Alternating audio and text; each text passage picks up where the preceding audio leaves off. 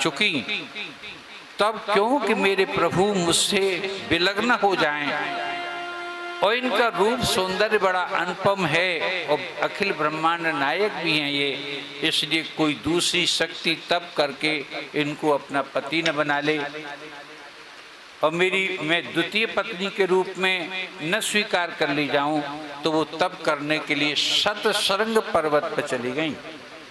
संक्षेप में ही कहूंगा। और शतशृंग पर्वत पर जाकर के उन्होंने घोर तप किया और अपने को वर्षा में, धूप में, इन सब में सुखा दिया। भगवान ने बहुत दिनों बाद जब वो नहीं उनके सानिध्य में आई तो उनके विषय में चिंता की, और चिंता करने के बाद सोचते रहे कि वो कहाँ हैं। फिर उन्होंने ध्यान से देखा तो वो शतशृंग पर्वत पर तप करती हुई उनको दिव्य दृष्टि से भगवान को दिखाई दी, तो भगवान वहाँ पर प्रकट हो गए।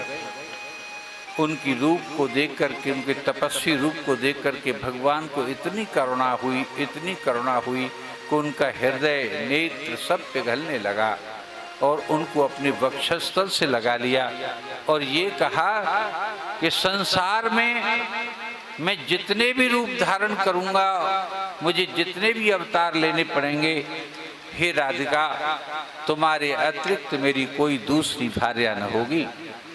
मेरे वक्षस्थल पर एक और, क्योंकि मैं गायों से बहुत प्यार करता हूँ, तो एक बछड़े का चिन्ह होगा एक तरफ, जैसे टैटू गुदवा लिया जाता है वर्तमान में, तो एक और तुम्हारा श्री का चिन्ह होगा। हे राधा तुम्हारा, तो भगवान के एक तरफ टैटू की तरह से श्री जी का चित्र गुना हुआ है और एक तरफ बछड़े का, तो श्री वत्सांकम भगवान के लिए कहते हैं कि श्री और बछड़े का चिन्ह है। ये तो किया ही उनकी याद में उन्होंने, राधा रानी की याद में, और उन्होंने ये कहा कि तुम्हारी कोई सौत नहीं होगी जीवन में कभी। बोली वृंदावन बिहारी लाल की जय। तुम्हारे जीवन में कोई तुम्हारी सपत्नी नहीं होगी। भगवान ने ये व्रत लिया उसी समय। भगवान जो जो अवतार लेते हैं उनके साथ में राधा रानी, जब भगवान विष्णु भगवान क्षीर सिंधु में विराजे तो वो लक्ष्मी बनकर के राधा पहुंची।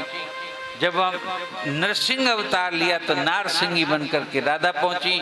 ये समस्त इतिहास नाना प्रकार के, संक्षेप में ये है कि जब जब जो जो रूप मेरे प्रभु धारण करते हैं, अवतार लेते हैं, जब भगवान पृथ्वी को लाए उठा करके अपनी थूतन पे 12 भगवान, और क्योंकि उनके मर्मांगों में भगवान की थूतन लगी हुई थी, उसमें भी राधा रानी ने प्रवेश करके पृथ्वी का रूप धारण कर लिया था।